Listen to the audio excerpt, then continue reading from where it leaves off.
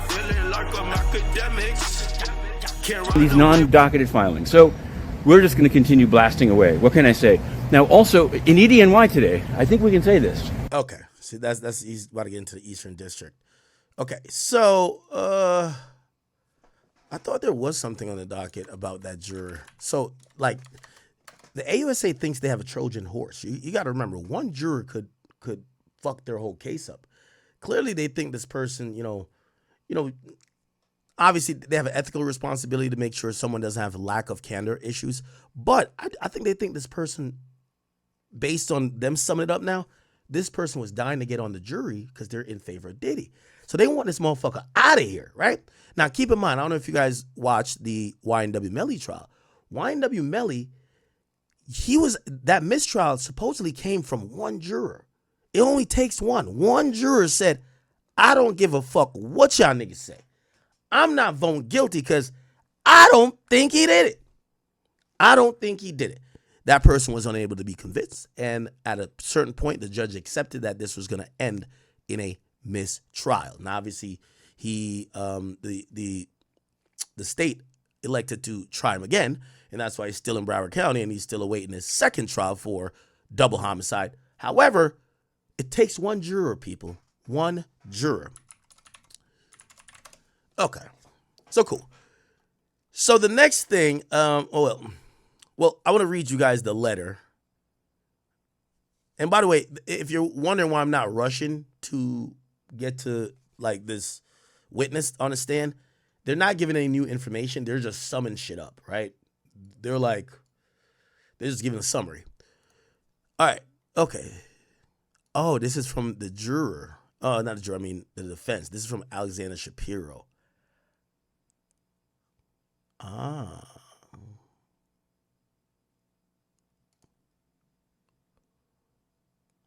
Okay. So they wrote a letter saying, don't dismiss this juror. And it doesn't look like they've made a ruling yet. Doesn't look like they've made a ruling yet, huh? Okay. Cool. Now, remember, chat, there's 18 people who's in the jury box. There's 12 that are going to vote, but there's 6 alternates. The alternates are ranked, right? If the jurors, and by the way, I finally seen there's a website. This dude actually has a website here that describes everybody. Here we go. Diddy docket. Okay. Now, what's important is that this is the juror breakdown right now. We don't know which one's 6. But there's a male. He's 31. He's an investment analyst. There's a 39-year-old male. He's a social worker. A 41-year-old male. We don't have race demographics. Prison communications worker. There's a scientist. There's a retired person from finance, 68. Okay? There's another 68 male retired telecommunications person. There's a logistics analyst. Now, I'll say this. I've noticed people who tend to work in mathematical or science fields are very logic-based. They're very black and white, right? While people who work in social fields like social workers and other fields of the sort, they're a psychologist, they're able to, kind of look at things in a gray area. So, for example, somebody who works in logistics or maybe a scientist, it's either A or B. There's no A-B or something in the middle. While someone that might be a social worker or someone that might have the understanding of, psychology or sociology, they might be like, yeah, she's not telling all the way truth. She forgot a couple things, but people don't forget the sentiment. That did happen, right? So I'm looking at this. We are kind of seeing some people who work with numbers. So if you ask me, if I'm Diddy, I want people that work with numbers on this case, because there's certain stuff that sounds like sex traffic. It's one of those, right? Where it's like, kinda, not really. You want the person who's going to say, no. There's no kinda, no really. There's either yes or no. Either it 100% looks like it or it 100% no. Now, granted, the standard to find him guilty is beyond a reasonable doubt. However, these jurors are going to vote. They're not going to apply that, necessarily to their vote. They might be like, oh, I heard enough. There's so much smoke, nigga. There's a fire somewhere. So there's a social worker. Okay, so we got somebody from finance. I think that's good for Diddy. Telecommunications, I can't tell. Prison communications, can't tell. Investment analyst, I think that's good too. So investment analyst, scientists, I think that's good. Retired from finance, I think that's good. Logistics analyst, I think that's good. Banking, okay? You want numbers. It's either, it's either $1 or $2. It's not like, it's $1.20. No, nigga, we're only dealing with whole dollars here. Okay. Actor and a massage therapist. I don't know about that one. There's a deli clerk. Okay. By the way, these are the females. It's a 30-year-old female. It's a deli clerk. I'd be a little bit concerned about this. Nursing aide. No. Physician's assistants and former treatment coordinator. So there's 1, 2, 3, 4. There's 4 and 1, 2, 3, 4, 5, 6, 7, 8. So there's 4 women, 8 men. Not bad. And I also hear that there is more than half that are African Americans. That's what I heard as well. Okay. So cool. I bet. All right. Also, let's see if we can find the. Can we find the indictment? I would love to find the indictment. Okay. So, great. This is a superseding 3. So this is SS3. Okay. Sorry. Now, the reason why I'm doing some of this, chat, is that we're starting to wrap this shit up. When we saw the indictment weeks ago, if not months ago, we just saw charges on a sheet. We were going to see if these things are provable. Well, all of the witnesses to provide factual evidences have already testified. So we're now at the part where, we're getting these summary witnesses, but we're also trying to figure out, did they prove it based on what we know? So let's go down to it. Okay, we know the enterprise, they're still trying to prove that. But let's go to the charges. So the first charge is the charge of, give me a second. Where's the count? Okay, so count 1 is RICO. All right? Now, we all know that's the big charge. I'm not too sold on it. I could see Diddy possibly beating it, even though there's so many things in it. I've told you about the anatomy of a RICO charge. We have predicate acts and overt acts. Predicate acts consist of, I believe, about 17 offenses federally. Let me see, how many predicate acts do exist? How many predicate acts? Well, offenses in federal RICO. It might be more. Okay, it's 35 of them, actually. So it's 35 predicate crimes that fall under RICO, okay?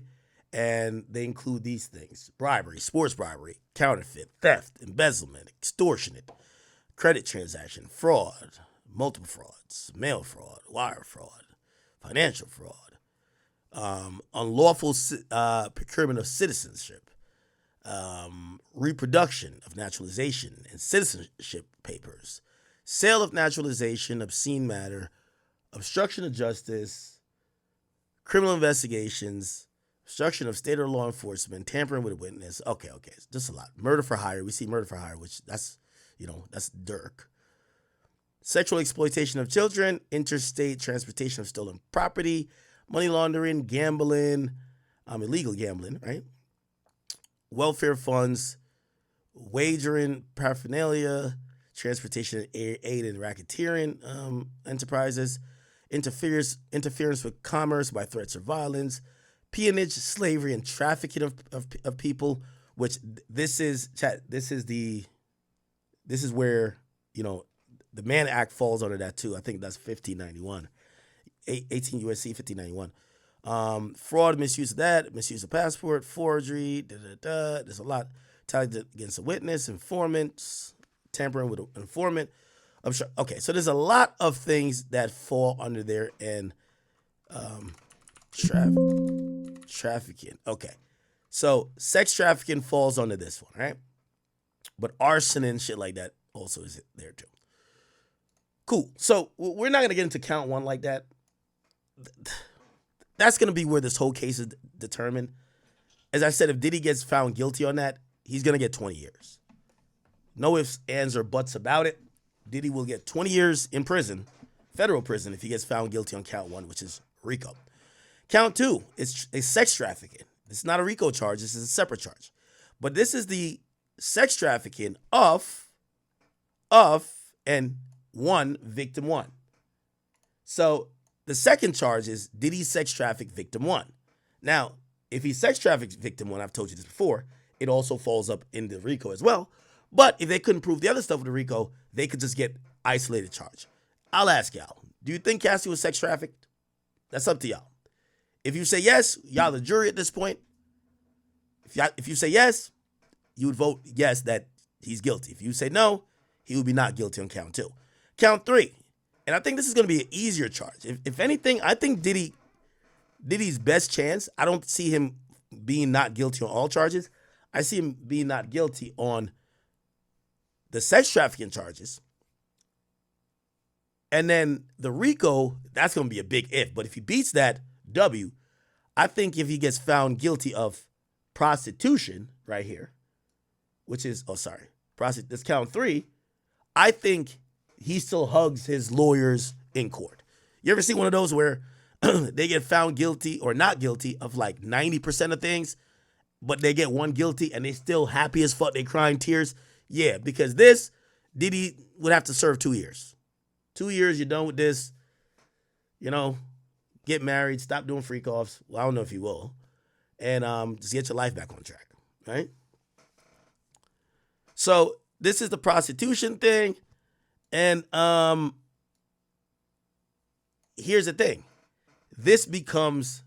It's a transportation of victim one and sex workers. So Cassie and the sex workers. Now, this kind of lines up with sex trafficking. You got to remember, they overcharge him a bit.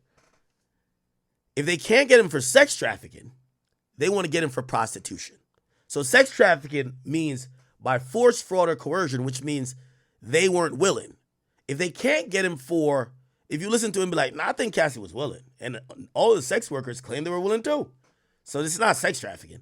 If you can't get him for that, you then look to the next thing. Well, if it ain't sex trafficking where they're being forced, it's definitely prostitution, right? It's prostitution. Even though his defense is, I never paid none of these people directly. Somebody else paid him. Okay? Cool. And then Diddy's argument is going to be, were you paid for your time or were you paid for just sex? The prosecution is trying to make the case to say he was paying for sex and would even compensate more when they ejaculate, right? Okay, so let's go to count four. Count four is another sex trafficking charge, but this one is of victim two. Victim two. So this is Jane Doe. This is 50 Cent's baby mom. Do you think, chat, we're voting at this point. We're doing a preliminary vote. We're going to do many votes until we get to a verdict, chat. Just bear with me. Do you believe that Jane Doe, 50 Cent's baby mom, victim two, do you believe Jane Doe was sex trafficked? Do you believe that she was forced to do commercial sex acts brought across state lines and they influenced and disrupted interstate commerce by her doing these commercial sex acts that she didn't want to do and she was forced to do by actual force, by fraud, or by coercion? What do you guys think? So let me know. That's count four. But this is about Jane Doe. Let's go to count five. This becomes, remember, if they can't get him for count four, just like it's like piggyback charges. If they can't get him for sex trafficking, so the big one is RICO. If the RICO gets, if he gets found guilty of RICO, and I think I've said this to y'all, if he gets found guilty of RICO, it's going to be a guilty on all charges. Because the RICO is the hardest to prove. Then they separated sex trafficking just for Cassie. But if they can't prove the sex trafficking, they say, well, prostitution for Cassie and the sex workers. Then they say sex trafficking for Jane Doe, a.k.a. Daphne Joy. And if they can't prove that, it becomes prostitution for Daphne Joy and the sex workers. Get me? And that's the 5 counts. Okay? That's it. That is it.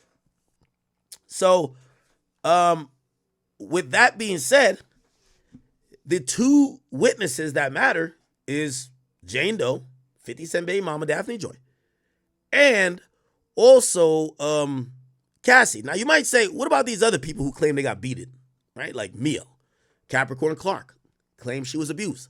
Well, all of that comes into either establishing the enterprise, RICO, or other predicate acts under RICO. With RICO, you need 2 predicate acts, 2. Now, the predicate acts they've listed under RICO, or predicate offenses, right? Okay? I told you there's 35 of them. Predicate acts under RICO, I'll tell you what it is. Give me a second.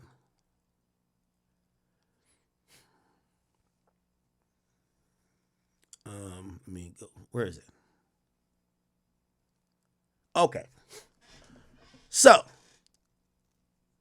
they're alleging kidnapping. They're alleging arson. They're alleging, what else? Kidnapping, arson, bribery. They're alleging tampering with witness, victim or informant. They're alleging forced labor, the Mann Act. They're alleging sex trafficking. They're alleging prostitution. They're alleging, all right, so we got to count all these up. A, kidnapping. B, arson. C, bribery. D, tampering with witness. E, forced labor. F, sex trafficking. G, transportation and inducement for travel purposes of prostitution or other legal services. H, narcotics distribution. Okay? Distribution and possession. Okay? With the intent to distribute.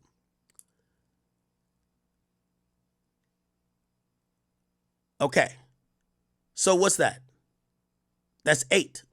There's 8 predicate acts that they believe that Diddy has done. They need to prove 2 out of the 8. Do you understand? They need to prove 1/4. 1/4. So 2 out of 8. Some of these might be easier than others to prove. Kidnapping. Would we call what happened in an Intercontinental Hotel kidnapping? Did Cassie say she couldn't leave? Well, she tried to leave. He beat her. He dragged her back. Did she say he prevented her to leave? That could be something that could be, voted on and say yes, right?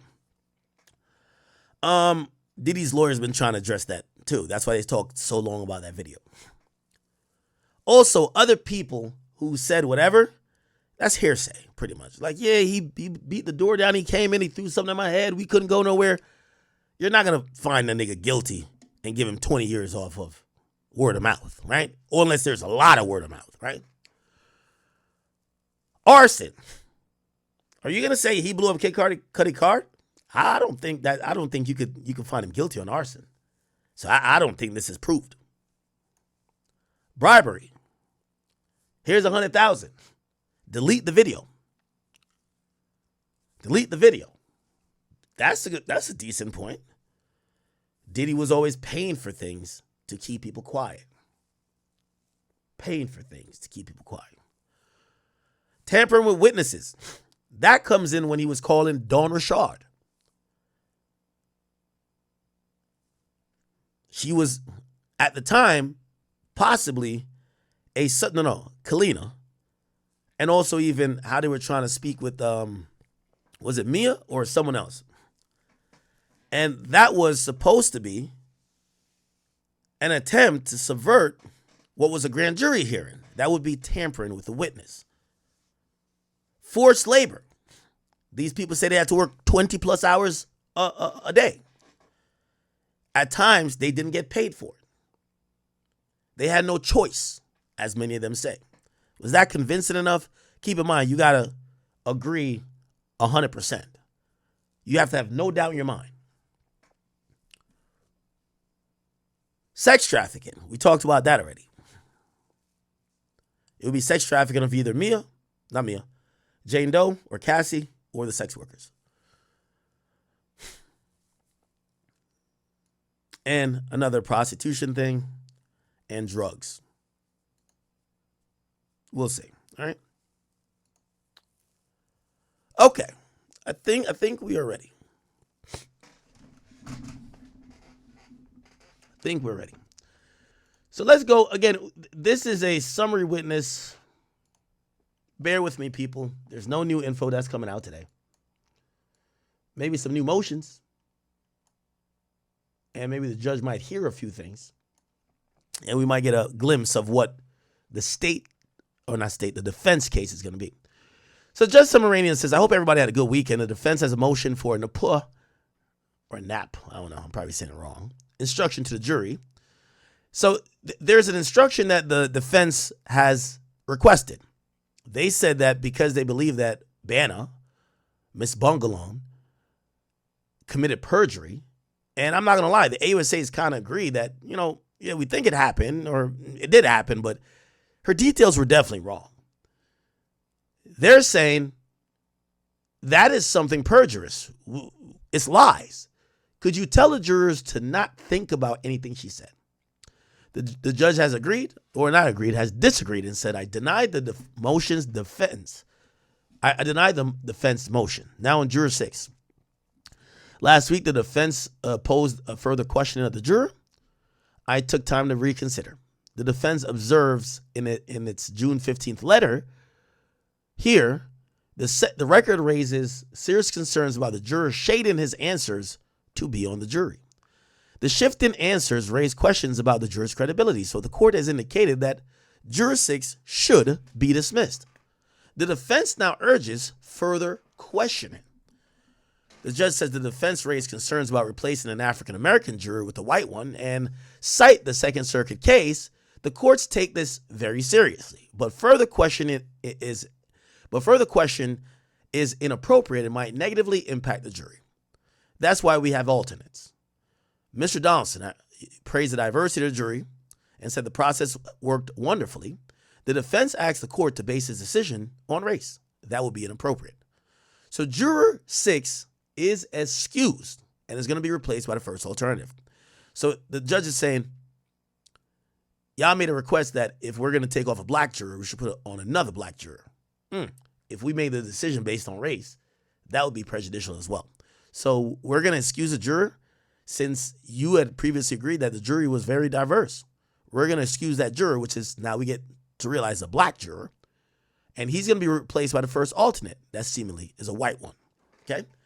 As to the defense allegations of prosecutorial misconduct here that is inviting the court to make a decision based on race, it can't be granted. As to the issue about another juror that arose on Friday, and apparently there's another juror they got an issue with. We don't know. So I'll question that juror at the end of today's session. The party should tell me if we clear the courtroom or do it in the Roman room. If any event, the press and the public are not allowed to hear and report in real time. If jury gone, why Roman room? All right. So Inner City Press says if the jury's gone, why Roman room? Okay. The jurors enter. The judge says, welcome back. The government may call his next witness. The AUSA says, first, let's do some exhibits. They're entered on a seal. They're subject to connection. Now we'll call our first witness, Miss Sankar. Sankar pops up. She's a paralegal, a specialist for the U.S. Attorney's Office. They says, what did you work on in this case? Sankar says, I did 2 summary charts. I was asked to verify the accuracy of. Said, could you help describe the documents of these underlying these charts? Well, it's hundreds of pages of documents. It says, who's in the message in this particular chart? That's KK, Christina Khorram. And whose cell phone is this? That's Brendan Paul. How did Ms. Khorram respond to Mr. Lopez about seeing the escort? Sanker says 4 laughing emojis. So Ms. Khorram responded to Mr. Lopez about seeing the escort. 4 laughing emojis. Is he going to stay awake? How long is he going to stay awake? And this one from January 30th, 2023. It's an audio file. Yes. So Ms. Foster, could you play the first minute and 10 seconds? They play it. There's a female voice saying 2 things are weird. The only person who know was you. Someone found an iPad. Remember, somebody found an iPad of Jane Doe getting her guts rearranged. It says, yes. So what did Mr. Khorram say in this audio? It says, she says he's going to the Four Seasons and wants you to bring Gatorade and chicken noodle soup. So read these. So that'll be Dave Shirley. Rock riding with him. Sankar is in KK says no to Rock. Sankar is reading messages as KK. It says, hey, could you run 4,000 cash from Rock to the hotel? Sure. Sankar says, heads up, he's about to do a wild king night. AUSA says, forgot to pick up the money. Just give it to Fa, just in case. AUSA says, what did the hotel write to Ms. Khorram? Sankar says, the hotel call, Paul is coming up. AUSA says, does Paul appear anywhere else in this chart? Sankar says, yes. Let's turn off the exhibit to the public. Judge says, just let me know when they're off. So, okay, cool, let's go. Please read these messages between Jane and Ms. Khorram. Khorram says, ask them if they could bring up 15 bath towels. AUSA says, he always brings between 5 and 10K. They're expecting people to leave the presidential suite at 1. Now, chat, I don't know if you know what's going on here. Since Christina Khorram is not going to take the stand, what's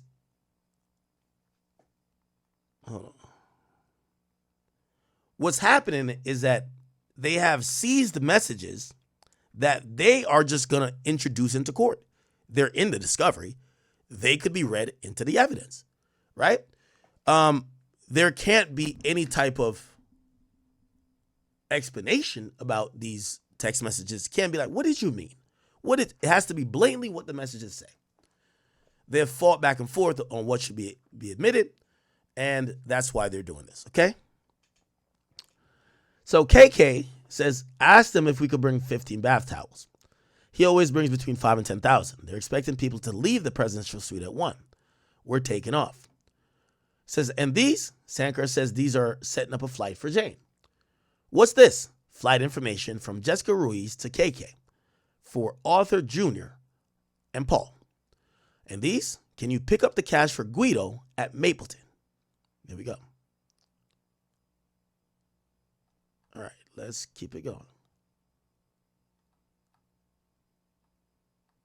Oh, look like this thing got fractured again. So, this was 9 o'clock, so it's about 3 hours ago. Fuck. Okay. Now here we go.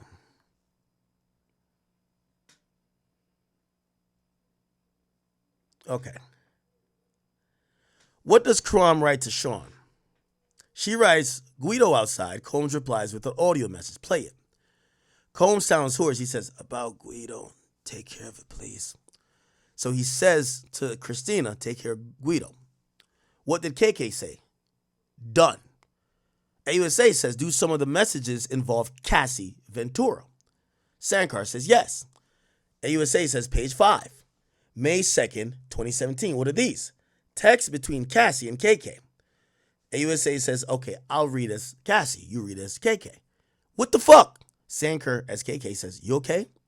Cassie says, no one deserves to be dragged by their hair.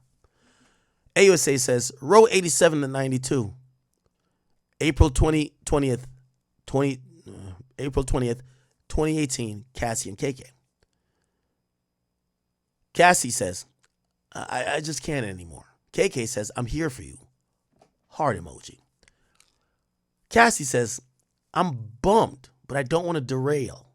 KK says, definitely don't derail. It's not worth it. AUSA says, let's turn to Jane's messages. You read Jane. Sanker says, we got into a fight. I'm not doing hotel night. I'll bring him a cake. So what's this date of this filing? November 16, 2023. What are these? Audio files from November 19th. Play it. Audio rings. Diddy says, yo, we really can't talk on this phone. You know what I'm saying? I called, I reached out. You know what I'm saying? My love is definitely true. Just some kinky shit that I thought we definitely enjoyed. Audio. So it looked like Jane recorded him. Jane recorded. Oh, that's a lineup. Wow. Jane recorded him 3 days after Cassie's lawsuit. You see? This is when Cassie filed. A day later, there's a settlement. 2 days later, Jane Doe calls him, and he's saying we can't really talk on his phone. You know what I'm saying? And she says, I don't know. It's like word for word. It's like crazy to me. It feels sick. Combs says, but like you know, and they turn the audio off. So play the next one. Diddy says, I really need your friendship right now. Don't send no text. Diddy, in a recorded audio, he says, I need to just tell you, I need your friendship. Baby, I got to meet, you got to meet my moms. You know what I'm saying? Please pray for me. She says, okay. AUSA says 3 days later, what are these? Say KK writes, we all know your kryptonite. Wow.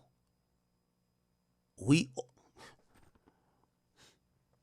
all know your kryptonite. Holy. AUSA says, please make sure Robin makes sure that rent is paid.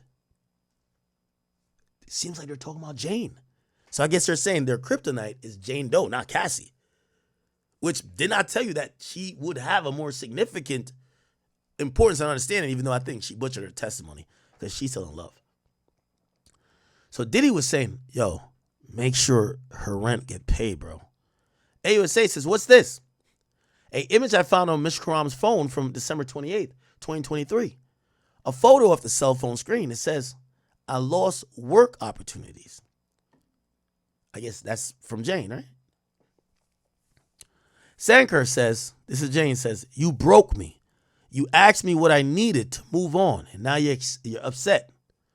Look like that's when she's asking him for some money. She's asking for $400,000. Sanker says, he said he would send the tapes by my baby daddy. So Daphne's texting KK. He said he would send tapes to 50. I'm traumatized. He asked me who I'm seeing over and over again.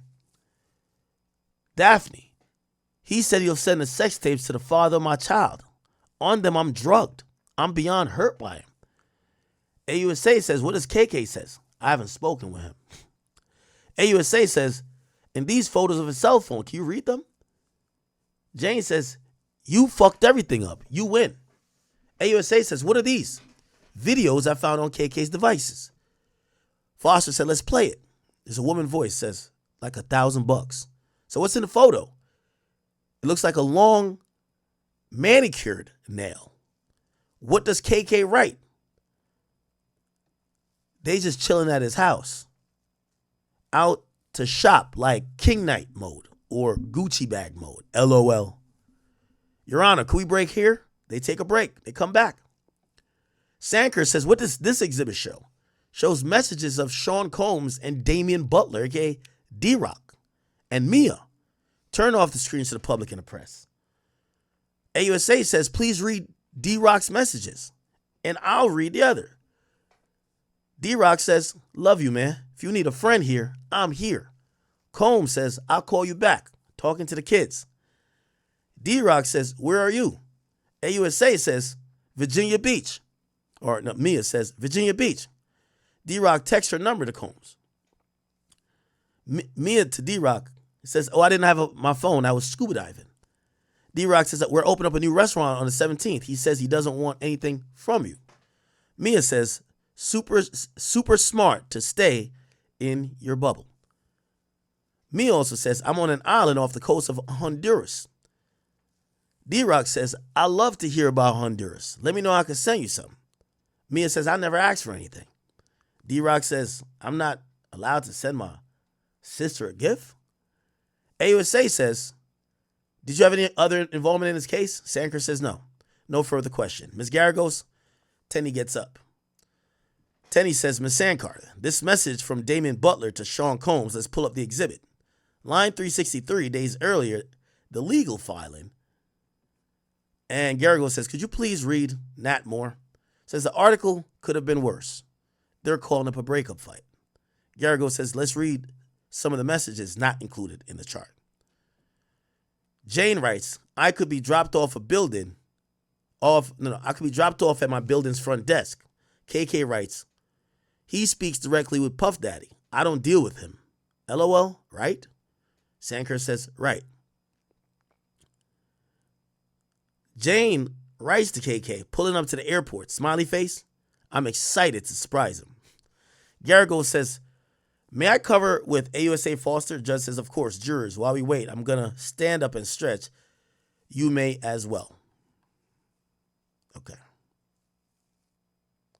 Garagos says, I think we need to shut off the screens for the public and the press. November 22nd, 2023, between Jane and KK, right? Yes. Jane says, I'm not doing any more hard partying than this one, about 3 years of wasted time. Interesting, my people. Very interesting. Let me load up the chat over here.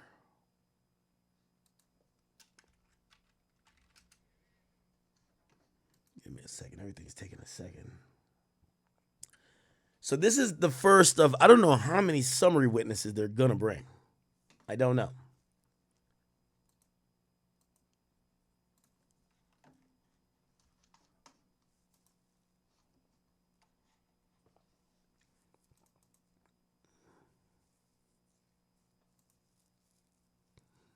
All right. Okay, we're cooking in here, chat. Welcome, welcome, welcome. We're about 19,000 strong. We got to get to 20. 19,000 strong overall. We got about 7K on the Academy, 6K on King Academics, and then the numbers fall 3,500 on Rumble. Not Rumble, I mean Kick, and I believe 2,000 on Rumble. Okay. All right. Here's some more. So they're trying to turn the screens off. Okay. While we wait for that.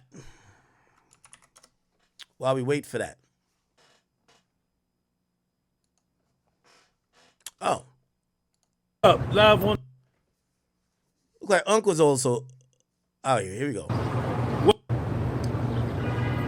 Here we go. I got to court. I got up there about 8:58.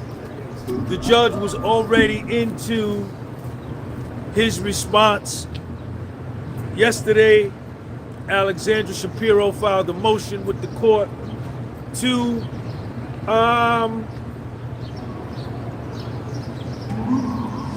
resist and to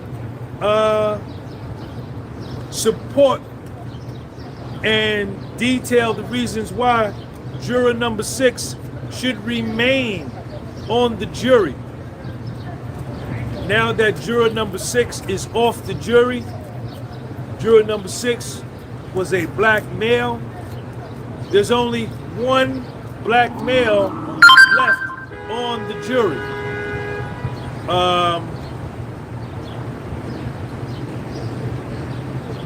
I think he was replaced with a white male. They talked about something. I think they both, the defense and the prosecution, has to question this new juror, whatever that means. But at the end of the day, juror number 6 has been dismissed. This was a blow for Puff. It's not a good thing for Puffy. Today wasn't a good day, in my opinion.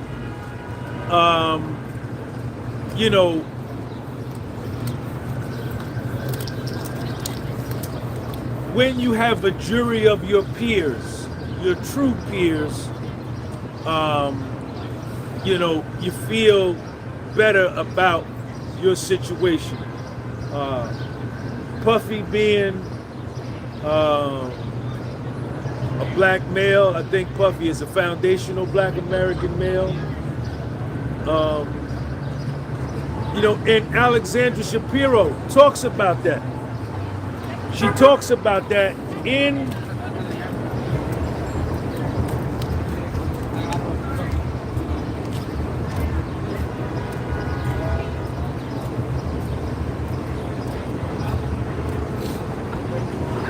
page two. Yeah, that's a letter. Issues that go on. That's what it was.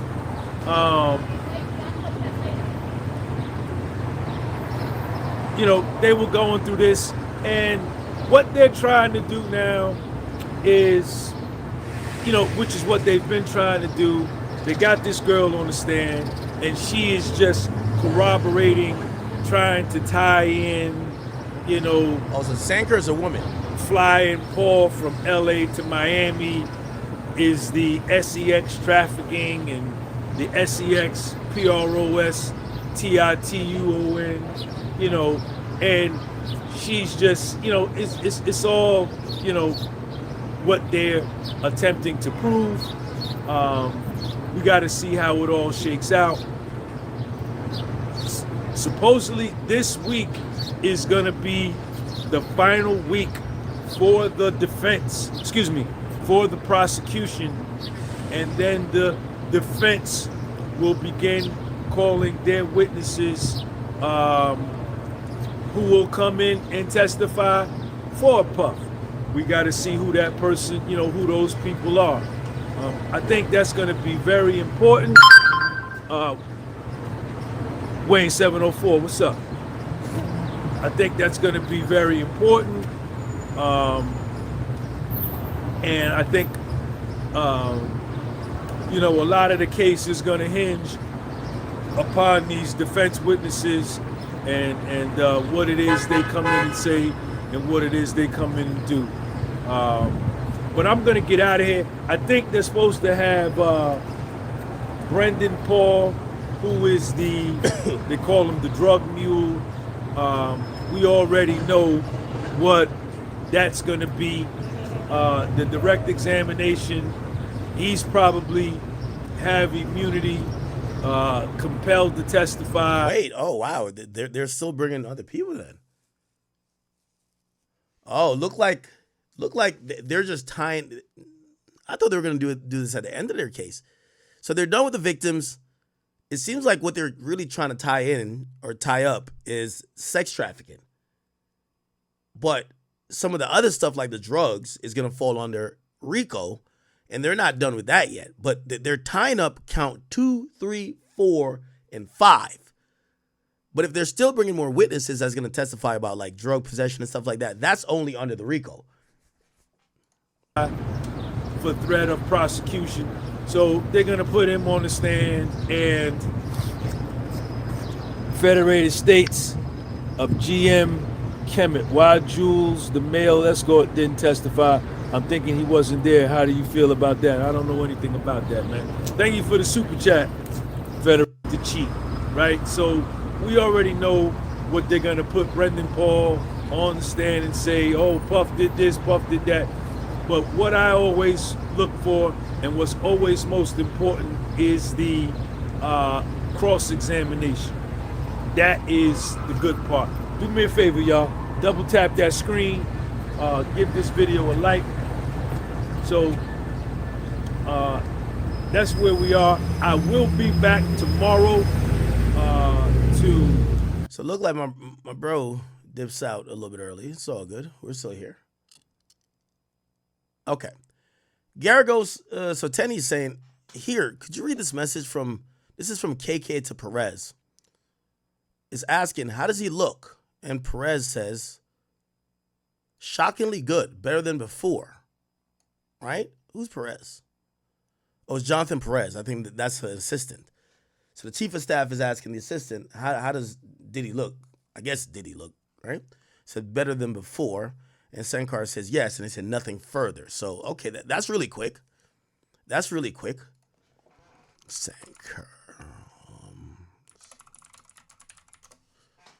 a summary witness. You know what I'm also looking for? I'm looking for the leaks I'm looking for the leaks of the audio, because all the audio they play in court, unless it says this is under seal, we should have access to. We should 100% have access to. It's so interesting. Many other outlets have stopped kind of covering this case as intricately. I think we're probably one of the biggest, then Law and Crimes, that we're still doing. Obviously, there's still journalists and bloggers that are at the courthouse, but we're not seeing, I think people are a little bit fatigued. Some people are a little bit fatigued. So Brendan Paul, he's going to take the stand. Brendan Paul, maybe today. We didn't hear about that before.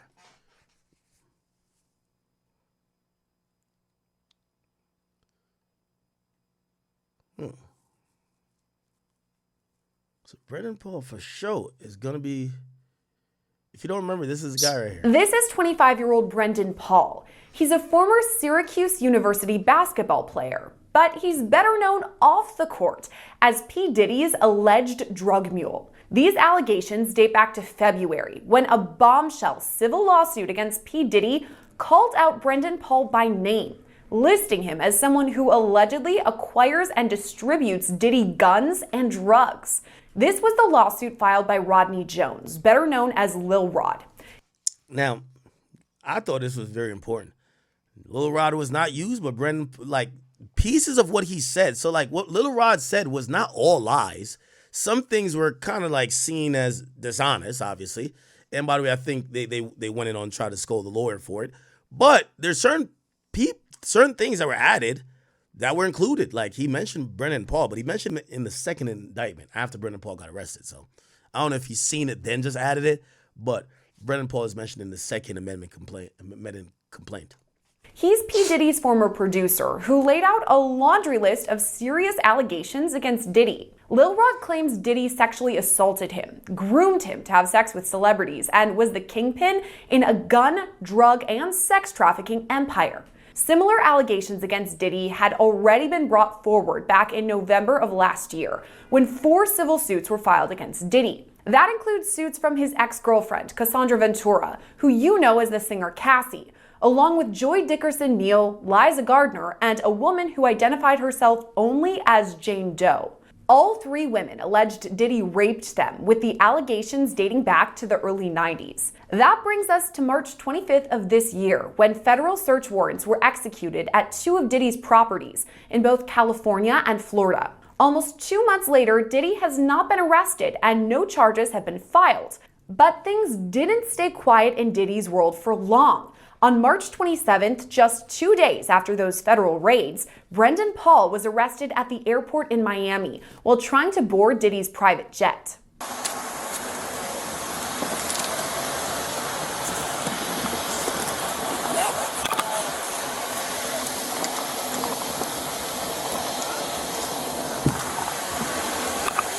Paul was arrested and charged with cocaine and marijuana possession, but the latter charge was quickly dropped. Just this week, there's been movement in his case in the way of a plea deal. The bottom line, Brendan Paul will not face jail time. And he would have been facing 5 years in prison. Now, this was made a year ago. Now we get to kind of realize that his plea deal, well, that's a state case. But he could have called a federal case. And a federal case for being wrapped up in this RICO. But clearly they gave him some immunity and they didn't charge him. But apparently he's going to be taking a stand. That's former prosecutor Melba Pearson, who previously worked in the Miami-Dade State Attorney's Office, the same one that brought charges against Paul. As she explains, Paul's plea deal included something called a diversion program. But since he did not have anything in his past, he didn't have a criminal history, he was offered what was called diversion. And what that does is that it gives you the opportunity for participation in a program for 6 months. If you don't get arrested again, if you complete the program, so it could be drug therapy, it could be counseling, it could be community service, it could be any of a number of things, it just could be a fine. You comply, you do all of that, and then after 6 months, the charges get dropped against you, meaning that you don't have anything on your criminal record in terms of a conviction. The rest will still be on your record. You'll have to disclose that if you're, let's say you do a job application and they ask whether or not you've been arrested, you have to answer yes. But if they ask you if you've been convicted, you can check no, which is, again, a huge thing in terms of collateral consequences and being able to move forward with your life after interaction with the criminal justice system. Paul's attorney, Brendan Bieber, released this statement in regard to the plea. Quote, Brendan accepted the prosecutor's offer to permit his entry into the diversion program, which, after completion, the case against him will be dismissed in its entirety. The Miami-Dade State Attorney's Office also made a statement saying the plea was a, quote, standard offer to a nonviolent defendant with no priors, who was arrested for a possession case instead of a much more serious trafficking case. From the time Brendan Paul was arrested in late March to now, it hasn't been that long, about 2 months. Are you surprised at how quickly things were wrapped up? I'm not incredibly surprised because, again, this is something that happened in Miami. This is an office that I used to work for, and I remember the volume of cases I had when I was a prosecutor, especially a line prosecutor handling that level of felony. So that is a normal outcome. That's not very bizarre.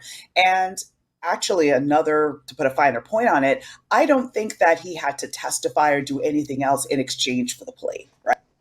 Yeah, so that's where I think it gets a little tricky, and I'm disagreeing with her, even though she's a former prosecutor.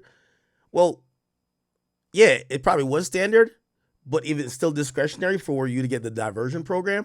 But the feds came in at the same time. Remember, the feds are the people who were doing the search warrant, and through that he got arrested. But the arrest only came up on state charges.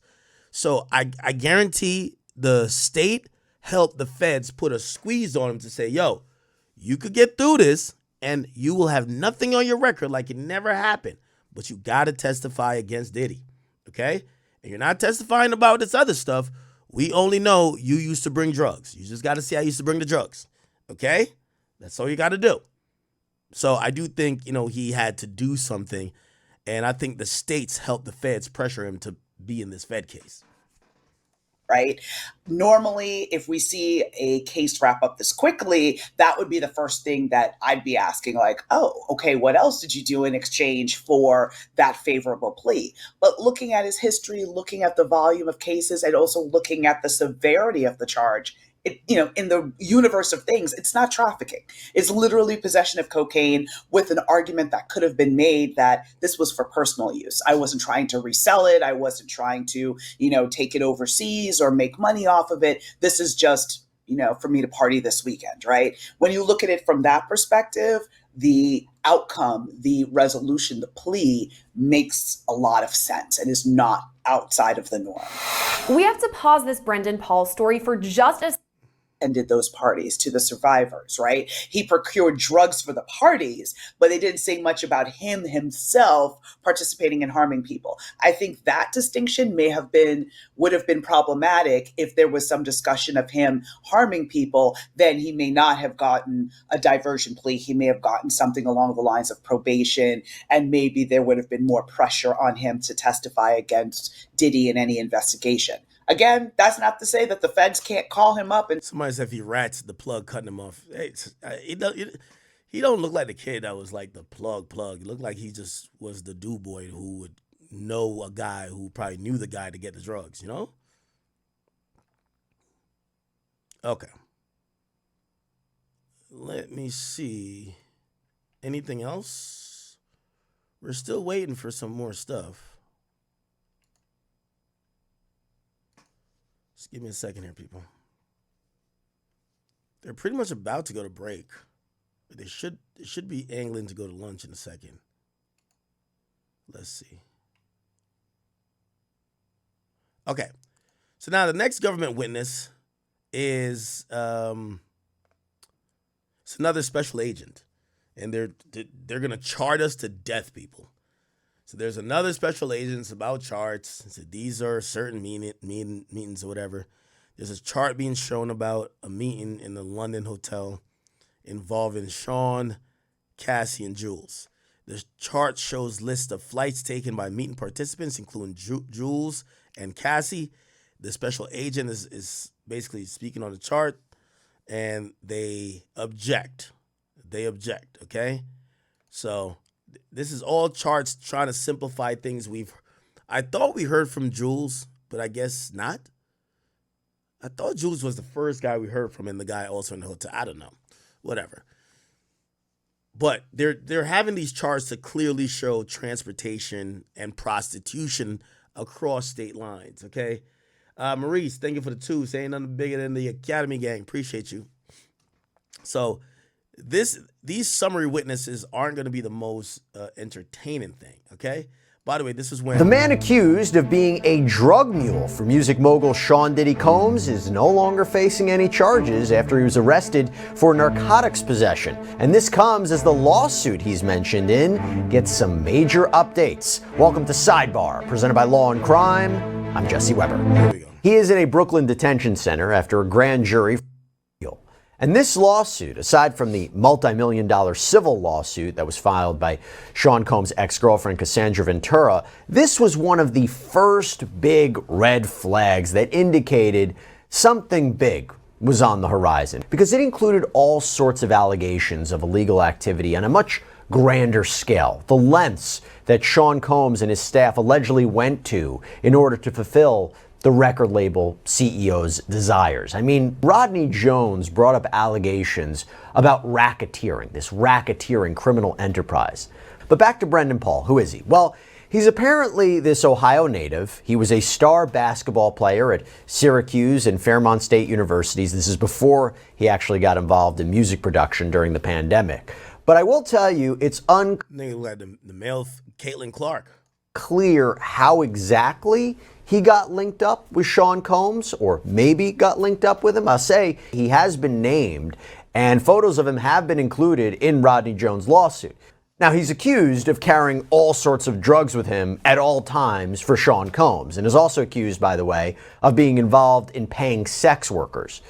Jones filed his lawsuit in February, and then he filed an amended complaint offering more details in March. And by the way, March was an important month in this case because that is when Combs' 2 mansions, one in Miami, the other in Los Angeles, were raided by federal authorities. Homeland Security investigators were seen at the properties carrying boxes of evidence out of those homes. Combs was not at either house during the raids, and there was concern at one point that he might have fled the country, but he was spotted later that day in Miami.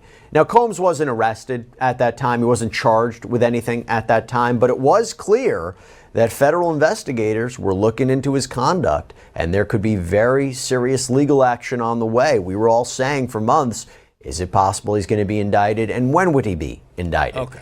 And then just 2 Justice system. Nolle prosequi. You know what? I haven't said it's abuse course. Now, the court website shows that the 2 original charges, they were felonies. That means potential jail time. Possession of cocaine, possession of a controlled substance, but no action was taken on the controlled substance charge, as I mentioned. And Would y'all call him a snitch? I mean, he used to get the drugs, but like, I don't know. It feels like anytime we're talking about like white people, it kind of is like, or even maybe it's just a worker, like an assistant. Like, could assistant snitch? Like, I don't think this guy was hanging with Diddy. Like, I think Diddy was hanging with his bodyguards and, like, some friends, which we haven't seen any of his friends get up there. But I could see, like, do y'all call this guy a snitch? I mean, maybe he is, because after all, it's not like you were doing your regular, the assistants aren't snitches because they were doing their regular jobs. They weren't doing crimes. This nigga was going to get drugs, and he knew that was a crime. And the disposition for the cocaine charge is listed as nolle prosequi. You know what? I haven't said that term since law school. Hopefully I said it correctly. A lot of people just say nolle pros, but it means that the prosecutor decided not to pursue charges. So the record indicates that Paul successfully finished that pretrial intervention, and that would be the conclusion of his case as of now. But now I want to talk about some of the accusations against Brendan Paul that are laid out in Jones' civil complaint, because here's the truth. We don't know if Brendan Paul will somehow be connected to Sean Combs' criminal case. He is. To be clear, though, when it comes to this, Paul is not named as one of the defendants that Jones is suing, but his alleged boss, Christina Khorram. Somebody say, yo, what the fuck? Act, he sold drugs. Somebody say he's a civilian. Wait, could a civilian sell drugs? Sure is. According to Jones, Paul reported to Khorram. This was Combs' alleged chief of staff, and she has been described in this law. But going back to the complaint, it continues. Plaintiff Jones personally witnessed members of the enterprise do this during national and international travel as detailed below. Brendan Paul on December 22nd, 2022, from Miami, Florida to St. Bartholomew. Brendan Paul and Christina Khorram on April 28th, 2023. Now, remember, Christina Khorram, who I think is so important, is not in this case at all, right? However, it was testified by Jane Doe, 57 baby mom, that Christina Khorram, and by the way, they have her phone though. They have her phone. The government has given no explanation why Christina Khorram is not in this case. They have said nothing. She doesn't seem to be in custody. We've heard Diddy's lawyers say they have conferred with her lawyer, meaning it can't be that hostile of a relationship because her lawyer is talking to the defense seemingly to help the defense or to give information. That's interesting. Don't know why she's not in there. I'm pretty sure we'll find out at some point. However, the point that I'm bringing up is that she was the one who would tell Jane Doe, that's Daphne Joy, yo, just bring it in your purse. They won't check. Because remember, Diddy was flying her out. And Diddy would say sometimes the assistant Christina wouldn't be in the place that Diddy was at. So they would give Jane Doe drugs and say, nah, he needs those when y'all go do y'all thing. And she was nervous, like, I don't want to bring this in my purse. And they're like, no. We always have people bring this shit on the planes. You're fine. And supposedly Christina Khorram told her that. And Christina even said, I bring the drugs up in my purse too. So, what do you make of that? By the way, this is all if you believe these people, right? From Los Angeles to New York City to Virginia and back to LA. Brendan Paul on November 4th, 2023, from Los Angeles, California to London, England. And then there's this footnote that says that Paul was seen packing cocaine into his carry-on luggage in Combs' garage the evening before that flight to London. The lawsuit also says that Paul was also required to have drugs on him all the time. It says, quote, the following is a screenshot of a video taken on Mr. Combs' yacht on or about December 25th, 2022 at 2:40 a.m.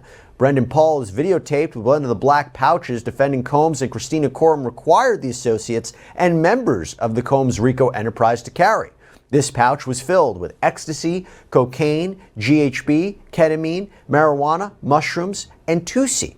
So a lot of serious allegations packed into this lawsuit. But again, Paul is not named as one of the civil defendants, and his drug case in Miami is now basically over. But of course, civil allegations are very different than criminal allegations. But there is an overlap between what prosecutors are alleging and what is being alleged in Jones' lawsuit. And I will say, since prosecutors have alleged that during these freak-off sessions, there has been rampant drug use, and these are those prolonged, coerced sexual performances involving sex workers.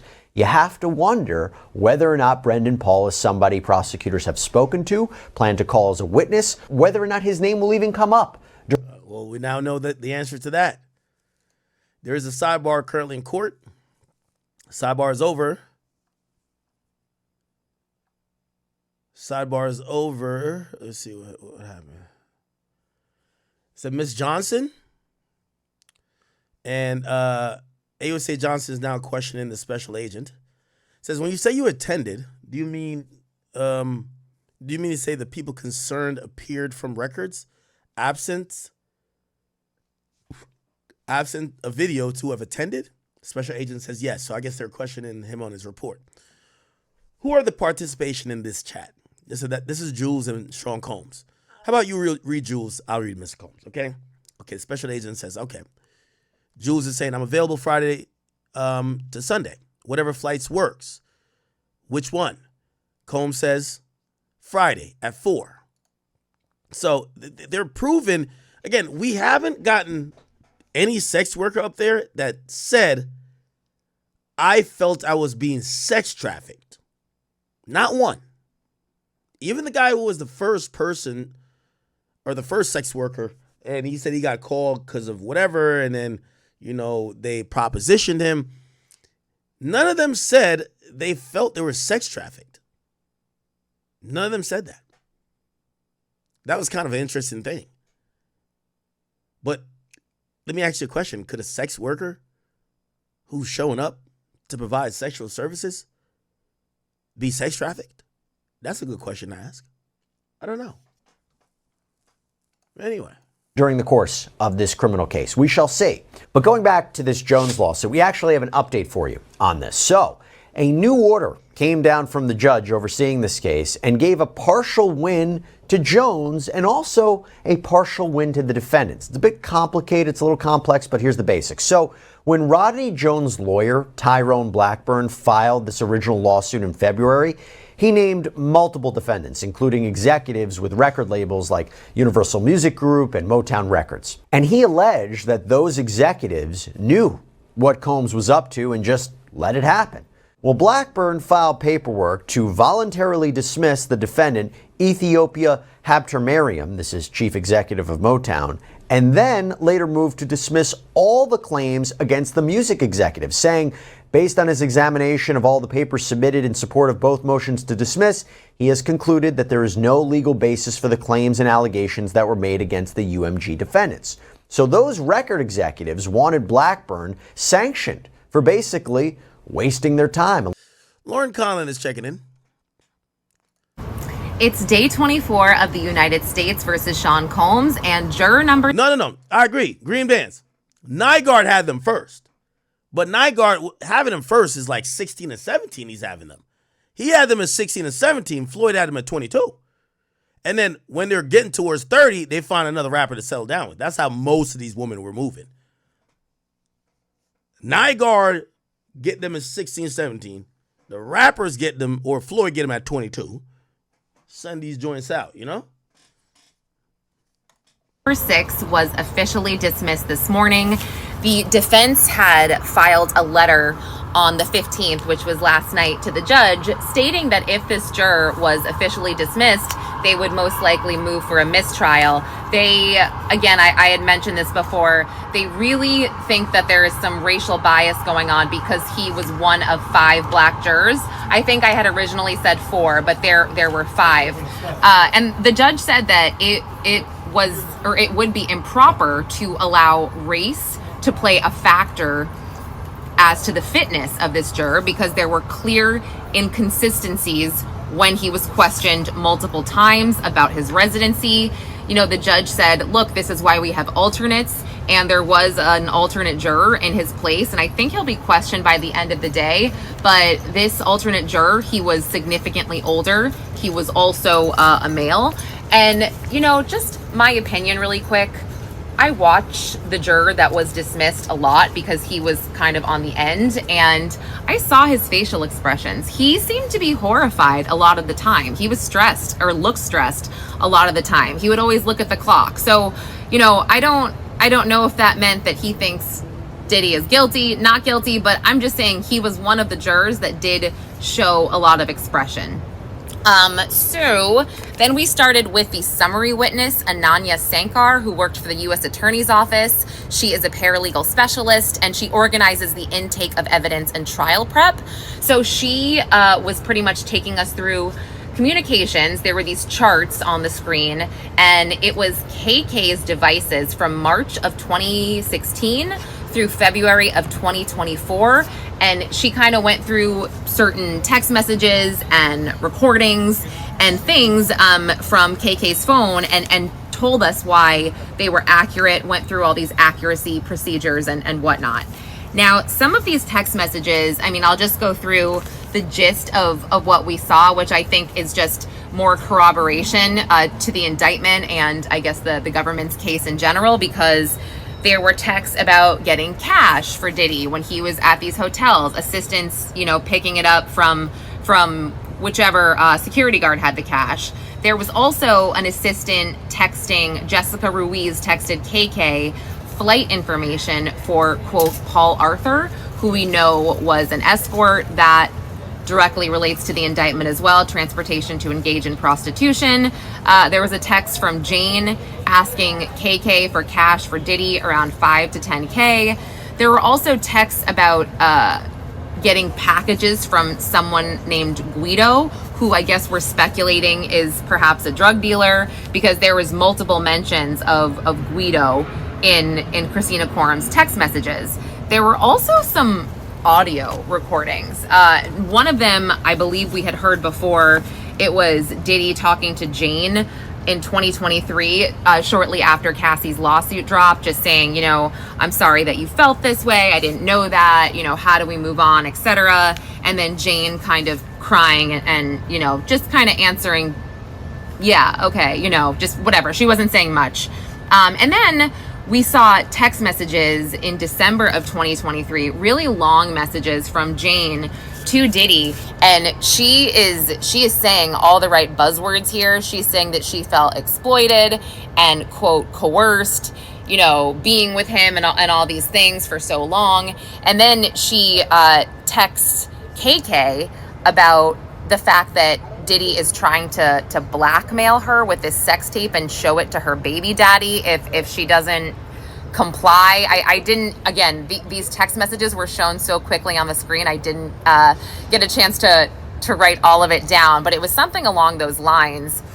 And then we saw pictures of screenshots from KK's phone of some of these text messages, and then a video where there was a video of the phone, and it was like a female's hand holding it. And just as a side note, I've been thinking that, you know, KK cooperated pretty much after Cassie's lawsuit dropped and kind of flipped and got some kind of deal where she could work with the government and help them get, you know, these witnesses and sort of guide them as to where they should be looking. Because again, she's not taking the stand, obviously, and there's just a lot of information here. Oh, by the way, on Friday, I got stung by a bee out here, which is crazy. I pulled the stinger out. But anyway, okay, so then we, you know, there was, again, more text between KK and assistants. You know, there was one that said something like, oh, like he's gonna want a king night, and the assistant was like, oh no, I'm gonna have to re-up on baby oil and stuff like that.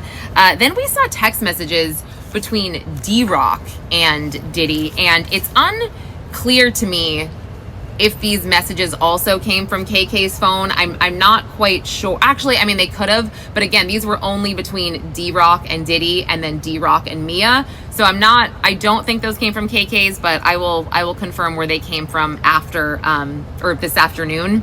But there was text messages between D-Rock and Diddy where D-Rock said, this is November of 2023, he was checking on Diddy. This was after Cassie's lawsuit dropped, saying, you know, I love you, man. I'm here for you. And there was a heart emoji. And then Diddy said the same thing, you know, I love you. Thanks for checking in. And then there was a text message. This has nothing to do with the case. I just kind of thought it was funny because D-Rock was like, send me a picture of your Thanksgiving plate, man. Let's keep the tradition alive. Like, they send each other pictures of, yeah, their Thanksgiving plates. But then I think the meat of this really was the text between D-Rock and Mia. And the witness, Sankar, kind of showed us how he would text Mia, then go back to Diddy and say, yeah, you know, this is what she said. This was the last thing she said. I just got a hold of her. And then we went over the text messages that Diddy had formerly sent Mia, which said, hey, I just want to talk to you type of thing. And during Tenny Garagos's cross-examination, she kind of pointed out a couple things within those text messages that I thought were maybe important.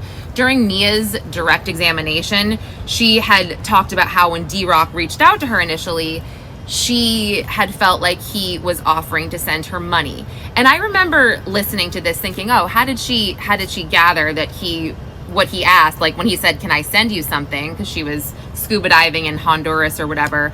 I just wanted to know how she kind of figured that was money, because I didn't really get that. But then we saw text messages that we hadn't seen before from Mia to D-Rock where she had said, I'm low on quote unquote Skrilla. And then she kind of wrote AKA money. And that's when he's like, let me send you something. And she's like, oh no, don't worry about it type of thing. So Tenny kind of pointed that out. Tenny pointed out, D-Rock saying, oh, Mia's out of the country.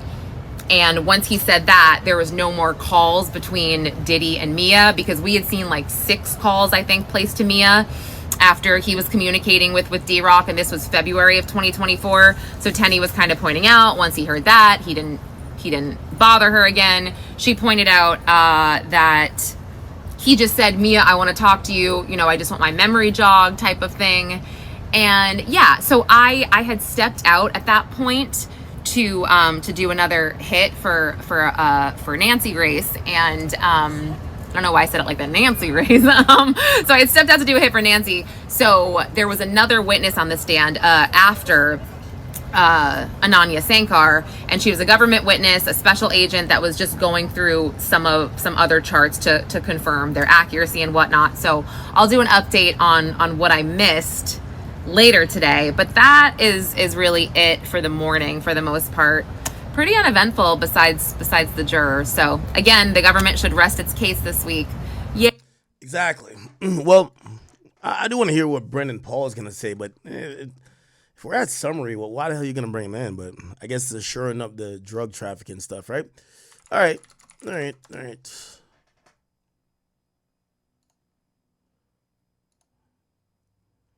We're in the final stretch here, Chad. Identity. So Yeah. Okay. Mutable evidence in terms Station related. Here we go. Elizabeth Milner, who's been there every day of this currently 6-week trial of the Sean Diddy Combs been 6 federal weeks? court case. Thank you so much, Elizabeth. It's Chad, we've been covering this for 6 weeks. great to see you. We have so many questions coming in. Aside from the fact that Marion DN, who says, meanwhile in London, not me delaying the family dinner to see Elizabeth come on. So you have a lot of people who are waiting to hear you. Let me ask you this. We got a question that came in from Allison Jones. Question for Elizabeth. Which team looks more worried, the defense or the prosecution? was that which team looks more ready? Is that what the question was? Worried. Oh, okay. That's a good question. Yeah, I think it kind of goes a little bit of both ways, because obviously we're kind of on the heels of what is about to be the defense case, right? And so I think they're kind of collecting everything, making sure all their ducks are in a row. But also with the government's case, I'm wondering, from the most part, from what we're understanding, it seems like the next big witness per se is going to be Brendan Paul. So as Brendan Paul's going to be one of the final witnesses, I'm wondering, do they have kind of something up their sleeves? Is there going to be kind of this big shocker moment with his testimony? Because outside of him testifying this week, we're really just hearing a lot from summary witnesses at this point. And so I'm wondering at this point also who might be Why the hell would this nigga take a picture like this? This looks crazy. a little bit more worried. But I think with the dismissal of the juror that happened this morning, it seemed like the defense might be a teensy, and I say that very, very lightly, might be a teensy bit worried. They seemed a little upset that the juror was dismissed. Can we talk about this? Talk to us about what happened with the juror today that was dismissed. And also, apparently, there's an issue with another juror, too. What's going on? Yeah, so I think a lot of us wanted to know what was going to be happening to juror number 6. Now, we learned on Friday that the judge was leaning towards dismissing the juror, but then Xavier Donaldson, he got up, he kind of made this really impassioned speech about why this particular juror should stay on, and a lot of it had to do with race and diversity on the jury, and if that juror were to be dismissed, what kind of message would that send to other potential jurors too? And so, you know, the judge weighed both decisions really, and took the weekend to kind of think things over. So we learned about what his ultimate ruling was going to be first thing. And so he really kind of took into account what the defense had. And they released a filing over the weekend that I think was about 15 pages long of all the reasons why this particular juror shouldn't be dismissed. Also kind of throwing a little bit of light shade here and there to the prosecution. And so the judge took that all in, and he said this morning, you know, I understand its importance, but this amount of scrutiny isn't necessarily necessary. And so the judge was like, the inconsistency inconsistencies from the juror raised a lot of these issues as far as why he was ultimately dismissed. So the judge said he went back, he looked at the record closely from voir dire, also to what the discussions were around the roving room, because remember, everybody, a lot of these inconsistencies really kind of had to do. I'm ordering dog food, Chad. I keep telling you, I don't leave my house for nothing unless I want to. But so I'm ordering dog food. They need food. Do with this particular juror and whether or not he really revealed where he was truly living, whether or not it was in Jersey or in the Bronx. And so the judge went back, looked at everything, and said that he had serious concerns about the candor and how the jury, this particular juror, might have skewed his answers to stay on the jury. And so he said this might be threatening the integrity of the jury process. And so the defense did bring up in their arguments that replacing this juror with a white juror might send the wrong message. And they were even trying to argue that this should be grounds for a mistrial. And then the judge was kind of like, I don't think there are grounds for a mistrial here. What we're ultimately going to do is just dismiss the juror. Now, as far as the other juror that's possibly being talked about right now, we don't know the full extent of what that is. We believe that possibly it might have had to do with what happened on Friday when the judge released all of us out of the courtroom, closed the doors, locked the doors to really kind of discuss what we initially thought was the juror number 6 issue, but it turns out it might have to do with whatever happened to this other juror. So as far as I could tell, really only one juror was dismissed, and we kind of saw like a little shift in the change of the jury box where everyone, beginning I think it was from the second row, kind of trickling into the first row, just moved down one seat. And so we did see the new juror seated and everything like that, and then we still see the alternates in the back row, but we're kind of waiting to see more information about what this possible other juror issue might be. And so hopefully we'll learn about that more at the end of the day. Speaking of the jurors, we had a question that just came in from 1989. A question for Elizabeth. Do the jurors look like they've heard enough? That's a good question. I mean, it's a lot of testimony that they've been hearing and listening to for weeks on end. I'm wondering, did they hear enough? Or are they kind of feeling like everything is feeling just a little bit repetitive? That question definitely goes through my mind a little bit, especially since we're doing a lot of summary charts, summary witnesses, where it's just a lot of charts and a lot of text messages, that type of thing. But they still have to be in it because we still have the defense's case to get through. So from what I've seen today, even with this juror now dismissed, that I have seen them still being attentive, still taking their notes. But I'm kind of wondering, too, like how much information does this jury need? But from the government's case, they still need a little bit more before they can finally rest their case. And look, Elizabeth, you're one of the rare people who actually gets to see these arguments unfold. You see the style of the attorneys. You see the reaction, which is why we have this question that comes in from Enlin DK. You were talking about Xavier Donaldson, right? How did you feel, Elizabeth, about Donaldson's arguments? That's kind of a hard question for me to ask. You really threw me in there, Jesse. I understood where he was going with, right? Like, I understood the impassion that he has, especially when it comes to race relations and the fact that it really has to do with just this diverse of a jury that we're really seeing. And, this being like one of the first federal trials that I'm covering, I'm not seeing kind of the same, like, things that maybe Xavier Donaldson is seeing, right? Like, he has been practicing law, and I hate to put it this way, since I was like a little kid. And so he's had lots of experience kind of seeing that the diversity pool. I got that out there. But I don't have kind of that same, I guess, relation that he does as being a lawyer, being a criminal defense attorney. And so I understood where his argument was coming from, right? But I also was kind of also wondering, why were they so keen on having this particular juror when altogether this jury pool is very diverse from what I'm seeing? And so I understood his argument, but I also saw kind of both ways when it came to why this particular juror was dismissed. And I think, honestly, the judge made the right decision here.